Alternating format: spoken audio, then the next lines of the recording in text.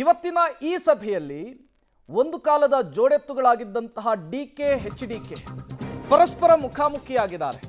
ಒಕ್ಕಲಿಗ ನಾಯಕರ ಸಭೆಯಲ್ಲಿ HDK DK ಮುಖಾಮುಖಿಯಾಗಿದ್ದಾರೆ. ಜೊತೆಯಲ್ಲಿದ್ದರೂ ಕೂಡ ಮುಖವನ್ನ ನೋಡಿಲ್ಲ ಡಿಕೆಶಿ ಎಚ್ಡಿಕೆ.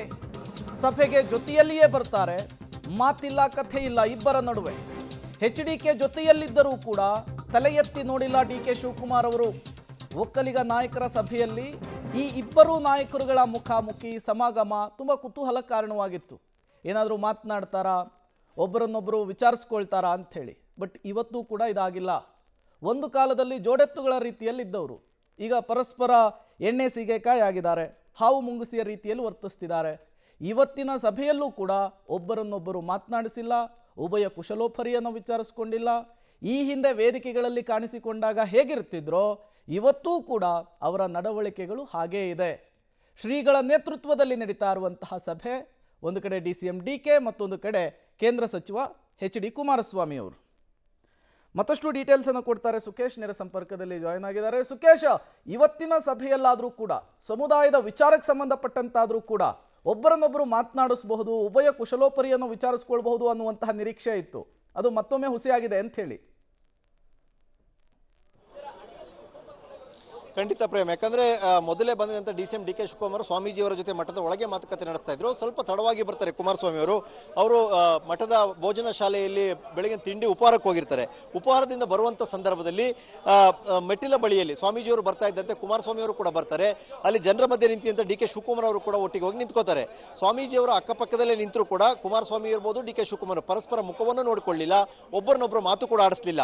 ಮಠದ ಆವರಣದಿಂದ ಪಕ್ಕದಲ್ಲಿರುವಂತಹ ಮಠದ ಚೌಲ್ಟ್ರಿಗೆ ನಡೆದುಕೊಂಡು ಬರ್ತಾರೆ. ಸುಮಾರು ಒಂದು 300-400 ಮೀಟರ್ ಅಷ್ಟು ದೂರ ನಡೆದುಕೊಂಡು ಬರ್ತಾರೆ. ಸ್ವಾಮೀಜಿಯವರ ಅಕ್ಕಪಕ್ಕದಲ್ಲೇ ಬಂದರೂ ಕೂಡ, ಒಟ್ಟಿಗೆ ಬಂದರೂ ಕೂಡ ಇಬ್ಬರು ಮಾತು ಇಲ್ಲ ಕಥೆ ಇಲ್ಲ ಅನ್ನುವಂಥ ರೀತಿಯಲ್ಲಿ ಪರಸ್ಪರ ಮುಖವನ್ನು ನೋಡಲಿಲ್ಲ ಅನ್ನುವಂಥದ್ದು. ಅಂದ್ರೆ ಇಬ್ಬರ ನಡುವೆ ಶುರುವಾದಂಥ ಒಂದು ರೀತಿಯ ಅಸಮಾಧಾನ ಇನ್ನೂ ತಣ್ಣಗಾದಂತಿಲ್ಲ. ಆದರೆ ಸಮುದಾಯದ ಕಾರ್ಯಕ್ರಮ ಆಗಿರೋದ್ರಿಂದ ಒಟ್ಟೊಟ್ಟಿಗೆ ಭಾಗವಹಿಸ್ತಾ ಇದ್ದಾರೆ ಅನ್ನೋದು ಹೊರತುಪಡಿಸಿದ್ರೆ ಇಬ್ಬರ ನಡುವೆ ಯಾವುದೇ ಮಾತುಕತೆ ಬಹಿರಂಗವಾಗಿ ಆಗಿಲ್ಲ.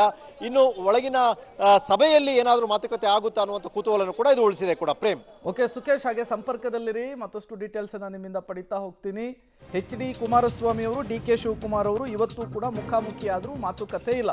ಬೆಂಗಳೂರಿನಲ್ಲಿ ಒಕ್ಕಲಿಗ ನಾಯಕರುಗಳು ಒಗ್ಗಟ್ಟು ಪ್ರದರ್ಶನವನ್ನು ಮಾಡ್ತಾ ಇದ್ದಾರೆ. ಒಕ್ಕಲಿಗ ನಾಯಕರುಗಳು ಜಾತಿ ಗಣತಿಯನ್ನ ವಿರೋಧಿಸ್ತಾರಾ, ಗೊಂದಲವನ್ನ ಸರಿಪಡಿಸಿ ಮುಂದುವರಿಕೆಗೆ ಬೆಂಬಲವನ್ನ ಸೂಚಿಸ್ತಾರ? ಒಕ್ಕಲಿಗ ಸಮುದಾಯದ ನಿಲುವೇನು ಅನ್ನುವಂತಹ ವಿಚಾರಕ್ಕೇನೆ ಈ ಸಭೆಯನ್ನ ಮಾಡ್ತಾ ಇರುವಂಥದ್ದು. ಜಾತಿ ವಿಚಾರದಲ್ಲಿ ಒಂದೇ ನಿಲುವು ಪ್ರದರ್ಶನವಾಗುತ್ತಾ ಇವತ್ತಿನ ಸಭೆಯಲ್ಲಿ. ಬೆಂಗಳೂರಿನಲ್ಲಿ ನಡೀತಾ ಇರುವಂತಹ ಒಕ್ಕಲಿಗ ನಾಯಕರುಗಳ ಸಭೆ ತುಂಬ ಕುತೂಹಲಕ್ಕೆ ಕಾರಣವಾಗ್ತಾ ಇದೆ. ನಂಜಾವಧೂತ ಶ್ರೀಗಳು ಕೂಡ ಬಂದಿದ್ದಾರೆ, ಜೊತೆಗೆ ನಿರ್ಮಲಾನಂದ ಶ್ರೀಗಳು ಕೂಡ ಇದ್ದಾರೆ. ಒಕ್ಕಲಿಗ ಎಲ್ಲ ನಾಯಕರುಗಳು ಕೂಡ ಈ ಸಭೆಯಲ್ಲಿ ಭಾಗಿಯಾಗಿದ್ದಾರೆ. ಮತ್ತಷ್ಟು ಡೀಟೇಲ್ಸ್ ಅನ್ನು ಕೊಡೋದಕ್ಕೆ ಸುಖೇಶ್ ನೇರ ಸಂಪರ್ಕದಲ್ಲಿ ಜಾಯಿನ್ ಆಗಿದ್ದಾರೆ. ಸುಖೇಶ್, ಎಲ್ಲರೂ ಕೂಡ ಒಂದೇ ವೇದಿಕೆಯಲ್ಲಿರುವಂಥದ್ದು. ಒಂದು ಜಾತಿ ಗಣತಿಗೆ ಇವತ್ತು ಬೆಂಬಲವನ್ನು ಕೊಡಬೇಕು, ಇಲ್ಲ ಅದರಲ್ಲಿರುವಂತಹ ಆಕ್ಷೇಪಗಳೇನು ಅನ್ನೋದ್ರ ಬಗ್ಗೆ ಹೇಳಬೇಕು. ಯಾವುದಾದ್ರೂ ಒಂದು ನಿರ್ಧಾರಕ್ಕೆ ಬರುವಂತಹ ಸಾಧ್ಯತೆ ಇದೆ. ಬಟ್ ಎಲ್ಲರಲ್ಲೂ ಕೂಡ ಒಂದೇ ರೀತಿಯ ಒಪಿನಿಯನ್ ಬಿಲ್ಡ್ ಆಗುತ್ತಾ ಅನ್ನೋದು ಈಗಿರುವಂತಹ ಪ್ರಶ್ನೆ. ಸುಖೇಶ್, ಸಹಜವಾಗಿ ಸಮುದಾಯದ ವಿಚಾರದಲ್ಲಿ ಭಿನ್ನವಾದ ಅಭಿಪ್ರಾಯಗಳು ಇರಲಿಕ್ಕೆ ಸಾಧ್ಯ ಇಲ್ಲ. ಮತ್ತೆ ಬಹುತೇಕ ರಾಜಕೀಯ ನಾಯಕರ ಅಭಿಪ್ರಾಯಗಳಿಗೆ ಮಣೆ ಇರಲ್ಲ. ಆದರೆ ರಾಜಕೀಯ ನಾಯಕರುಗಳು ತಮ್ಮ ಅಭಿಪ್ರಾಯವನ್ನು ಹೇಳ್ಬೋದು. ಅಂತಿಮವಾಗಿ ಸ್ವಾಮೀಜಿಯವರ ಸಮ್ಮುಖದಲ್ಲಿ ತೀರ್ಮಾನ ಮಾಡ್ತಾರೆ, ನಾವೇನು ನಿರ್ಧಾರವನ್ನು ಕೈಗೊಳ್ಳಬೇಕು ಅಂತ. ಯಾಕಂದ್ರೆ ಜಾತಿ ಅಥವಾ ಸಮುದಾಯದ ವಿಚಾರದಲ್ಲಿ ಬಹುತೇಕ ರಾಜಕೀಯ ನಾಯಕರುಗಳು ಕೊಡುವಂತಹ ತಮ್ಮ ಸಮುದಾಯದ ವಿಚಾರದಲ್ಲಿ ಕೊಡುವಂಥ ಅಭಿಪ್ರಾಯಕ್ಕಿಂತ ಮಠದ ಸ್ವಾಮೀಜಿಗಳು ಕೊಡುವಂತಹ ಸಮುದಾಯದ ಸ್ವಾಮೀಜಿಗಳು ಕೊಡುವಂತಹ ಸೂಚನೆಗಳಿಗೆ ಹೆಚ್ಚು ಬೆಲೆ ಇರುತ್ತೆ. ಬಹುಶಃ ಒಕ್ಕಲಿಗ ಸಮುದಾಯ ಕೂಡ ಅದರಿಂದ ಹೊರತಾಗಿಲ್ಲ. ಹಾಗಾಗಿ ತಮ್ಮ ಅಭಿಪ್ರಾಯವನ್ನು ಮುಕ್ತವಾಗಿ ಹೇಳ್ಬೋದು. ಅದು ಪಕ್ಷವನ್ನು ಮೀರಿ ಹೇಳ್ಬೋದು, ವೈಯಕ್ತಿಕ ನೆಲೆಗಟ್ಟಲ್ಲಿ ಹೇಳ್ಬೋದು, ಅಥವಾ ತಮಗಿರುವ ಅನುಭವದ ಆಧಾರದ ಮೇಲೆ ಹೇಳ್ಬೋದು. ಅದನ್ನು ಹೊರತುಪಡಿಸಿ ಅಂತಿಮವಾಗಿ ಏನು ಸಮುದಾಯದ ತೀರ್ಮಾನ ಅನ್ನುವಂಥದ್ದನ್ನ ಸ್ವಾಮೀಜಿಯವರು ಬಹುಶಃ ಇಡೀ ಸಭೆಗೆ ಸೂಚನೆ ನೀಡುವಂಥ ಸಾಧ್ಯತೆ ಇದೆ. ನಿರ್ಮಲಾನಂದ ಶ್ರೀಗಳು ಕೊಡುವಂಥ ಸೂಚನೆಯನ್ನ ಎಲ್ಲರೂ ಪಾಲಿಸಿ ಮತ್ತು ಸಮುದಾಯದ ಜನರಿಗೂ ಕೂಡ ಸಂದೇಶವನ್ನು ರವಾನಿಸಿ ಅನ್ನೋದು ಒಂದು ಭಾಗ. ಆದರೆ ಸರ್ಕಾರಕ್ಕೆ ನಾವು ಏನು ವಿಚಾರವನ್ನು ತಿಳಿಸಬೇಕು, ಅಥವಾ ಈ ಬಾರಿ ಗಣತಿಯಲ್ಲಿ ಏನಾದರೂ ಜಾತಿ ಸೂಚಕವಾಗಿ ಆಗಬೇಕಾಗಿರುವಂಥ ಬದಲಾವಣೆ ಅಥವಾ ಆಗಬೇಕಾಗಿರುವಂಥ ದಾಖಲಾತಿಗಳೇನು ಅನ್ನೋದ್ರ ಬಗ್ಗೆ ಏನಾದರೂ ಸೂಚನೆ ಕೊಡ್ತಾರೆ ಅನ್ನುವಂಥ ಕುತೂಹಲ. ಇದನ್ನ ಬಹುತೇಕ ಅಂತಿಮವಾಗಿ ಸ್ವಾಮೀಜಿಯವರೇ ಪ್ರಕಟಿಸುವಂತ ಸಾಧ್ಯತೆ ಅಥವಾ ಸಭೆಯ ನಿರ್ಣಯವನ್ನು ಪಾಸ್ ಮಾಡುವಂತ ಸಾಧ್ಯತೆ ಇದೆ Prem. Okay, thank you Sukhesh ತಮ್ಮೆಲ್ಲ ಮಾಹಿತಿಗಾಗಿ. ಒಟ್ಟಾರೆಯಾಗಿ ಸಭೆಯ ಬಳಿಕ ಏನೆಲ್ಲ ಬೆಳವಣಿಗೆಗಳಾಗುತ್ತೆ ಅನ್ನೋದನ್ನು ಕಾದು ನೋಡಬೇಕಿದೆ. ಈಗ ಸಭೆ ಆರಂಭ ಆಗಿರುವಂಥದ್ದು ಶ್ರೀಗಳ ನೇತೃತ್ವದಲ್ಲಿ.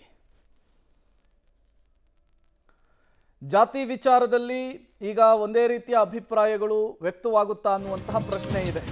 ಜಾತಿ ಗಣತಿಯ ವಿಚಾರಕ್ಕೆ ಒಕ್ಕಲಿಗ ಸಮುದಾಯದ ನಿಲುವೇನು?